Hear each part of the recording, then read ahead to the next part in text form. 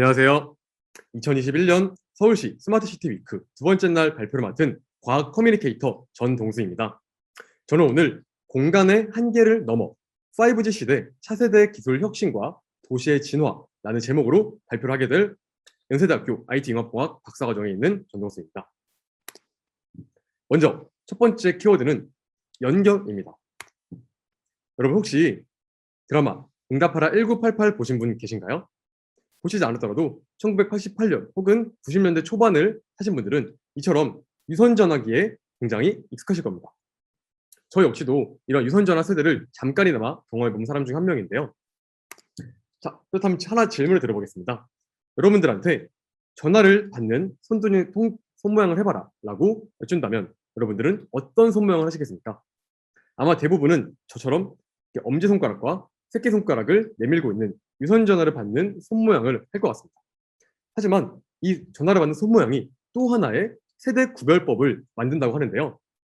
즉 요즘처럼 스마트폰을 어릴 때부터 너무나 익숙하게 사용해온 세대들은 전화를 받는 손 모양을 이렇게 생긴 유선전화가 아닌 이렇게 생긴 스마트폰을 잡는 자세로 자연스럽게 무의식적으로 취한다고 합니다. 사실 이 차이가 단순히 어떤 세대 차이나 유머로 사용된 걸 떠나서 우리에게 하나 큰 시사점을 만들어주는데요. 바로 옛날엔 우리가 직접 전화기가 있는 곳으로 다가가야 했다면 이제는 전화기가 우리가 있는 곳으로 우리가 움직임에 따라 따라오는 그러한 시대를 살고 있다는 것이죠. 즉 예전에는 사람이 기술에 다가가야 했다면 이제는 기술이 사람에게 다가오는 사람 중심의 시대가 된 것입니다. 이렇게 사람이 기술보다 앞서고 기술이 사람을 위해 존재하게 된 가장 큰 배경 중에 하나는 바로 앞에 보이는 것처럼 유선을 무선으로 바꾼 것에 있습니다. 이렇게 유선에서 무선으로 바꾼 무선 시대가 돌아왔을 때 사실 큰 변화가 없을 거라 생각할 수 있는데요. 무선과 유선의 차이는 그래퍼에 보시는 것처럼 시간이 지날수록 훨씬 더 경제적, 사회적, 그다음에 인류적으로 커집니다. 그 이유는 우리가 물리적 한계를 넘어서 유선을 무선으로 바꿨을 때 한국에 있는 사람과 미국에 있는 사람이 실시간 연결되는 것처럼 공간의 한계를 넘을 수 있고요. 또 하나는 훨씬 더 수많은 기기를 연결할 수 있는 가능성이 존재하기 때문입니다. 그렇기 때문에 단순히 유선을 무선으로 바꿨을 때 선이 없어진 걸 떠나서 우리에게 새로운 가능성을 만들어주게 됩니다. 즉, 지금 우리는 모든 것이 연결되는 사회 속에서 살고 있는데요. 이를 하이퍼 커넥티드 소사이어티, 즉 초연결 사회라고 부릅니다. 2016년 세계 경제 포럼에 따르면 초연결 사회에서는 1조 개 이상의 센서가 인터넷에 연결된다고 하는데요. 그 말은 현재 전 세계 인구의 100배가 넘는 기계가 센서를 통해 세상에 연결되고 이를 통해 우리는 물리적인 세상을 디지털화하고 데이터화할 수 있게 되는 것입니다. 이를 바꿔 말하면 더 이상 우리는 규모의 경제가 기존처럼 자본이나 노동의 규모에 의해 결정되는 것이 아닌 연결의 규모에 의해 결정된다라고 말할 수 있습니다. 이러한 패러다임이 바뀌게 된 계기는 우리가 언제부터 연결이 큰 가치를 만들어줄 수 있었는지 그 변화가 뒷받침되는데요. 연결을 우리에게 우리 삶에 큰 경제적, 사회적, 인류적 가치로 만들어준 배경에는 5G 그리고 이동통신의 기술이 있었습니다. 두 번째 주제는 그렇기 때문에 5G가 어떻게 기술을 혁신하고 우리의 일상을 바꿔놓는지에 대한 설명을 만들어 드리겠습니다. 먼저 많은 분들이 알고 계신 것처럼 5G는 초고속, 초연결, 초저지연이라고 하는 세 가지의 키워드를 갖고 우리가 이해될 수 있는데요. 각각 어떻게 하면 더 빠른 속도로 정보를 보낼 수 있을까? 어떻게 하면 더 짧은 지연 시간으로 정보를 보낼 수 있을까? 어떻게 하면 더 많은 기기와 많은 해주폰들을 적은 영역 안에 연결할 수 있을까? 이 세 가지의 고민을 다루는 기술이라고 이해하면 될 것 같습니다. 하지만 이렇게만 보면 굉장히 식상하고 그래서 이걸 통해서 우리가 어떻게 바뀌는데 변화를 느끼기 힘드실 수도 있습니다. 저한테 5G의 가장 큰 변화 한 가지를 꼽으라고 그러면 저는 5G의 이름에서 알 수 있는 변화를 말씀드릴 수 있는데요. 자, 우리가 기존에 4G는 LTE라고 하는 다른 이름을 가지고 있었죠. 그렇다면 5G의 또 하나의 이름은 무엇일까요? 5G의 또 다른 이름은 New Radio라고 하는 새로운 무선 영역이라고 하는 뜻을 갖고 있습니다. 즉, 기존의 통신 시스템에서는 같이 2차선, 8차선 도로처럼 한정된 도로 자원을 갖고 있었다면 이제는 우리가 새로운 고속도로를 뚫어서 훨씬 더 많은 차량과 정보를 보낼 수 있는 가능성을 만들게 되는 것이죠. 즉 기존에 쓰지 않았던 새로운 미개척 영역에 진출하다라고 하는 이름을 따서 5G는 뉴 라디오라고 하는 뜻을 갖게 되었습니다. 그렇기 때문에 이런 5G는 기존에 준비하던 주파수라고 하는 자원을 어떻게 하면 최적화할 수 있냐라는 고민에서 출발하는데요. 여기 보이는 표들은 대한민국의 주파수의 자원의 분배를 나타내는 표입니다. 주파수라고 하는 자원은 서로 겹치면 안 되기 때문에 우리에게 굉장히 한정되고 굉장히 비싼 자원인데요. 즉 이렇게 한정되고 유한한 자원을 어떻게 하면 최적화해서 분배하고 가능한 많은 사람들에게 최대 다수에게 많은 효용을 줄 수 있을까를 고민하는 게 이동통신의 핵심이 되겠습니다. 그렇다면 5G에서는 어떻게 자원을 최적화할까요? 5G에서는 단순히 스마트폰 음성이나 문자가 아니라 수많은 서비스에 적용될 수 있는 가능성을 가지고 있습니다. 즉 5G에서는 AR, VR 시스템, 혹은 자율주행 자동차, 혹은 의료기기, 혹은 스마트워치 등 기존에 쓰지 않았던 다양한 서비스를 제공해야 되는데 이 중에서 일부는 굉장히 중요하고 굉장히 미션 크리티컬한 그런 특성을 가지고 있습니다. 그렇기 때문에 우리 이제 5G에서는 네트워크를 슬라이스 나눠가지고 어떠한 자원은 아예 메타버스용으로 쓰겠다, 어떠한 자원은 자동차용으로 쓰겠다, 어떤 자원은 IoT용으로 쓰겠다라고 하는 식으로 네트워크를 분리해서 조금 더 선택과 집중을 할 수 있는 자원의 분배를 갖게 됩니다. 이를 통해 아까 말씀드렸던 초고속, 초저지연, 초연결 특성과 합쳐서 우리에게 새로운 서비스를 제공할 수 있게 됩니다. 먼저 여기 보이는 자율주행 자동차 같은 경우에는 자율주행차는 하나의 조그마한 데이터 센터라고 불리는 것처럼 정말 엄청난 속도의 통신망을 필요로 합니다. 두 번째, 스마트 팩토리라고 하는 스마트 공장은 정말 수많은, 정말 엄청난 숫자의 센서들을 낮은 전력으로 그리고 오랫동안 엄청난 수의 정밀함을 가지고 연결시켜야 되는데요. 그렇기 때문에 5G의 초연결 특성이 반드시 필요한 분야입니다. 마지막으로는 우리는 이제 서울에 있는 의사가 미국에 있는 환자를 치료하는 스마트 헬스케어 시스템을 조만간 만나볼 수 있을 것으로 기대하고 있는데요. 만약에 한국에 있는 의사가 메스를 그었는데 미국에 1초 뒤에 전달되면 굉장히 큰 문제가 되겠죠. 즉 거의 실시간과 다름없는 초저지연의 속도로 의료 서비스와 행동을 전달할 수 있는 스마트 헬스케어 시스템이 5G 저원 최적화 그리고 5G 네트워크를 이용한 새로운 가능성을 만들어줄 수 있다고 말씀드리겠습니다. 나아가 5G는 AI라고 하는 또 하나의 시대의 파도를 만나서 날개를 달게 되었는데요. 5G가 다양한 기기들과 서비스에 적용되기 위해서는 정말 수많은 연결들을 유기적으로 연결할 수 있는 유연성 그리고 확장성이 중요합니다. 이 과정에서 AI가 굉장히 중요한 역할을 하는데요. 수많은 기기들을 최적화해서 연결하기 위해서는 정말 복잡한 수학 문제와 컴퓨터 알고리즘을 풀어야 됩니다. 하지만 이게 너무나 복잡해서 어느 순간 풀기 어려운 문제가 됐을 때 AI는 수학이 아닌 학습 기반의 새로운 알고리즘과 지능화를 통해서 문제를 조금 더 낮은 전력과 빠른 속도로 해결해 줄 수 있게 되는 것이죠. 이렇게 AI가 5G 상용화를 위해 넘어야 할 이슈를 해결해 준다면 반대로 5G는 AI가 적용된 다양한 기기와 서비스를 우리 일상에서 구현할 수 있게 만들어주는 역할을 합니다. 즉 자율주행차, 로봇, 의료 서비스 같은 AI가 반드시 필요한 서비스 같은 경우엔 5G가 있지 않고서는 단순히 우리 집 앞에서만 내 옆에 있는 사람만 적용될 수 있는 그런 서비스가 되겠죠. 하지만 이런 AI에 굉장히 똑똑한 시스템 탑재된 자동차, 로봇 등이 이제 5G라고 하는 통신망을 만나서 전 세계 어디서든 서로 연결되고 서로 똑똑하게 지능화할 수 있는 그러한 가능성을 만들게 된 것입니다. 나아가 앞으로 우리가 살고 있는 시대는 콘텐츠의 시대라고 해도 과언이 아닌데요. 예전에는 우리가 단순히 인터넷이나 서버로부터 정보를 받고 그냥 우리가 남들이 올려놓은 영상 정보를 단순히 시청하는 서비스가 주로 이뤘습니다. 그렇기 때문에 우리가 서버로부터 데이터를 받는 하향 링크 시스템만 전송 용량이 크고 우리가 무언가에게 다른 사람에게 정보를 보내는 상향 링크는 정보의 용량이 적었습니다. 하지만 5G에서는 OFDM이라고 하는 첨단 기술이 이제는 우리가 정보를 직접 보내는 상향 링크에도 적용이 되어서 우리가 유튜브 영상을 올리고 나의 정보를 서버에 업로드하고 나아가 우리가 사는 메타버스 시대에서 내가 만들어낸 행동과 데이터 하나하나가 정보가 되어서 또 하나의 가상시대를 새롭게 만들고 업데이트하는 상호작용이 가능해진 것이죠. 이러한 양방향 통신이 강화되는 게 5G의 새로운 기술적 변화가 되겠습니다. 이렇게 5G의 초연결, 초저지연, 초연결 특성은 우리에게 정말 편리한 스마트 홈 그리고 스마트한 일상의 진화를 만들어주게 되는데요. 단순히 예전처럼 우리가 집에 있지 않아도 집안이 자동으로 그냥 내가 에어컨을 켜고 끄고 하는 게 아니라 우리가 요청하지 않아도 집안이 자동으로 우리의 현재 상황과 분석을 AI를 통해 인식하고 사람들이 모르는 상태에서 최적화한 피드백을 통해서 우리의 일상과 둘의 센서 값들을 입력하고 변화하는 그런 시스템이 가능해진 것이죠. 나아가 5G가 만들어낼 일상의 변화들이 이렇게 지능화되고 편리해지는 모습들을 봤다면 5G 이후의 통신은 어떠한 세상을 만들게 될까요? 자, 우리가 통신이란 건 정보를 전달하는 시스템입니다. 그렇다면 지금까지 통신 네트워크가 전달할 수 있었던 인간의 감각은 무엇일까요? 그렇죠. 아직 우리는 인간의 시각과 청각 정보밖에 전달하지 못합니다. 그렇다면 남은 정보들 중 우리에게 현재 가장 중요한 정보는 무엇일까요? 저는 이 촉각이라고 생각합니다. 하나 영상을 보시겠습니다. 저희 연구실에서는 단순히 시각과 청각을 넘어서 이제는 촉각, 햅틱 정보를 전달하기 위한 통신 시스템을 연구하고 있는데요.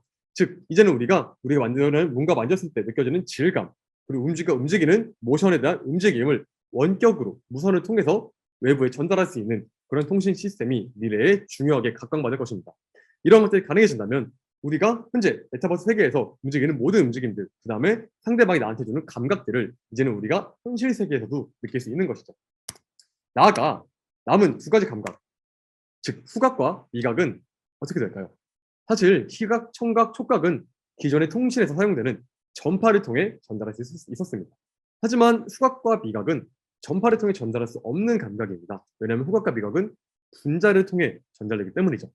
그렇기 때문에 앞으로의 미래의 통신에서는 이처럼 전파가 아닌 분자를 통해 통신하는 새로운 통신의 패러다임이 개발될 것으로 예상되고 있습니다.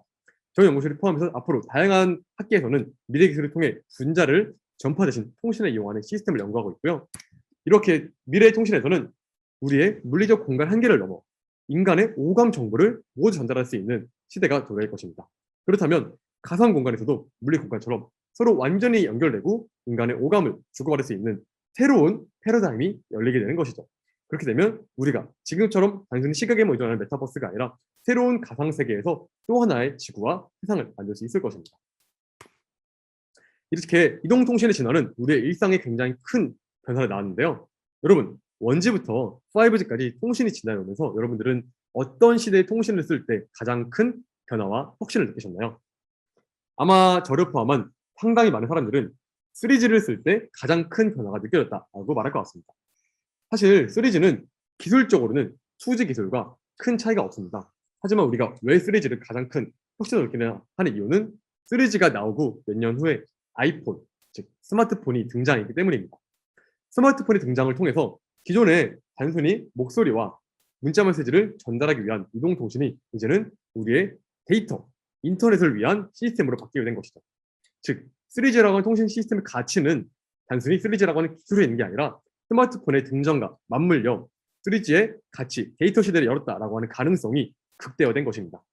그렇기 때문에 우리는 3G가 가장 큰 통신 혁신이라고 현재 느끼고 있는 것이죠.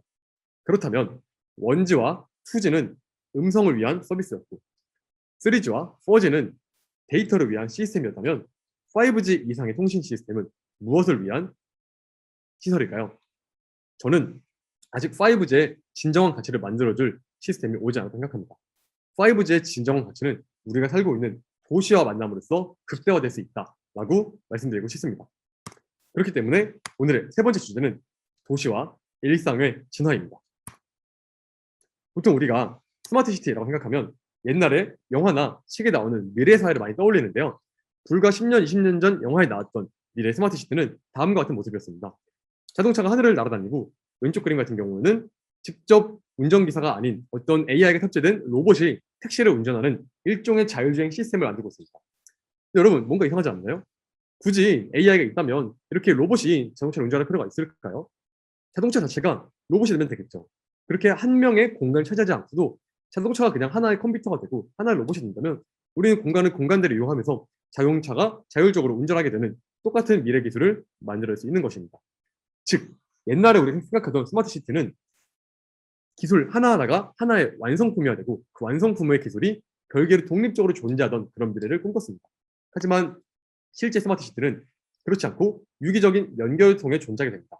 방금 말씀드린 것처럼 자율주행차는 이미 하나의 컴퓨터가 되었고 하나의 로봇이 되었습니다. 또한 오른쪽에 있는 것처럼 우리가 로봇 하면 인간과 똑같이 생겼고 인간과 똑같이 생각할 수 있는 시스템이 달린 휴머노이드를 많이 떠올리는데요. 휴머노이드 말고도 다양한 형태와 시스템의 로봇이 존재할 수 있습니다. 오른쪽은 네이버에서 만든 브레인리스, 오히려 지능이 없어진 로봇인데요. 로봇에 뇌가 없이 멀리서 더욱 똑똑한 슈퍼컴퓨터와 더욱 똑똑한 사람이 5G의 초연결, 초고속, 초저전망을 이용해서 원격으로 제어하고 더욱더 많은 역할을 할 수 있는 로봇을 만들게 된 것입니다. 즉, 현실 속의 스마트 시티는 상상과는 별개로 다양한 기술들이 융합되고 하나로 연결되어서 새로운 가능성과 미래를 만들게 되는 것입니다. 그렇기 때문에 우리가 사는 스마트 시티는 수많은 센서들이 IoT라는 시스템을 통해서 하나로 연결되고 이 수많은 데이터들을 AI와 클라우드를 통해서 우리가 사용할 수 있는 유기적인 정보로서 존재하게 됩니다. 이 정보들은 초고속, 초연결, 초저전 특성을 가지는 5G망과 연결되면서 우리의 일상을 새롭게 눈부시게 바꿀 수 있는 가능성을 서비스를 만들게 되는 것이죠. 즉, ICT 기술의 역할은 이러한 이미 존재하는 기술들과 앞으로 우리가 원하는 서비스들을 연결시키고 융합시키는 역할을 하게 됩니다. 그렇기 때문에 우리가 살고 있는 도시는 모두 다 망, 즉 네트워크에 이루어져 있습니다. 기존처럼 도로망, 공과금 3대장인 상하수도, 전기망, 가스망 등이 이미 우리가 살고 있는 도시를 이루는 네트워크이죠. 하지만 이러한 기존의 네트워크와 앞으로 우리가 사용하게 된 통신 네트워크는 하나의 중요한 차이가 있습니다. 우리가 기존에 쓰던 상하수도, 전기, 가스망은 우리가 단순히 정보를, 내용을, 시설을 받기만 하고 주지 못하는 일방향의 통신이었다면 우리가 앞으로 쓰게 될 네트워크는 우리가 만들어낸 데이터와 더 나은 세계를 만드는 양방향의 교류가 존재하게 됩니다.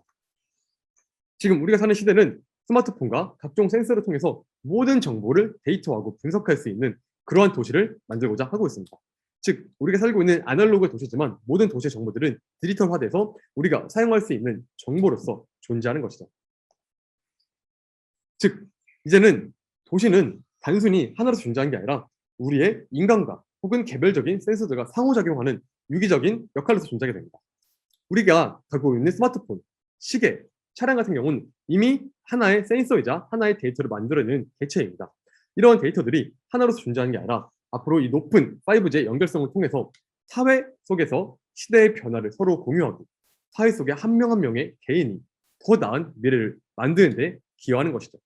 즉, 스마트 시티의 핵심은 기존처럼 도시의 제품으로서 주어진 기능만 수행하는 제품이 아니라 앞으로 5G를 접목한 플랫폼 속에서 구성원들과 유기적으로 상호작용하면서 그때그때 필요한 서비스들을 새롭게 만들어낼 수 있는 제품이 아닌 플랫폼으로서 존재하게 될 것입니다.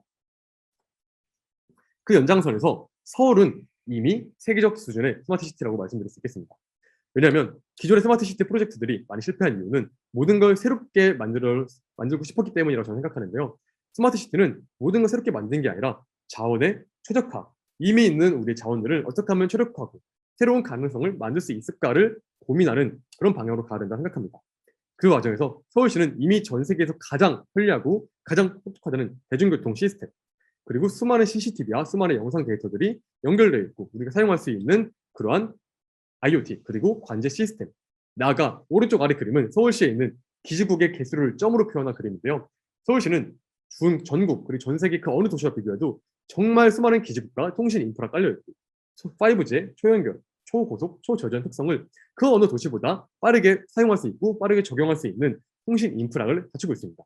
그렇기 때문에 스마트 시티의 핵심인 새로운 자원의 최적화를 서울시에는 아마 가장 빠르게 발맞춰 반영하고 가장 우리의 꿈꾸고 있는 미래가 우리 삶으로 다가올 수 있지 않을까라고 생각하고 있습니다.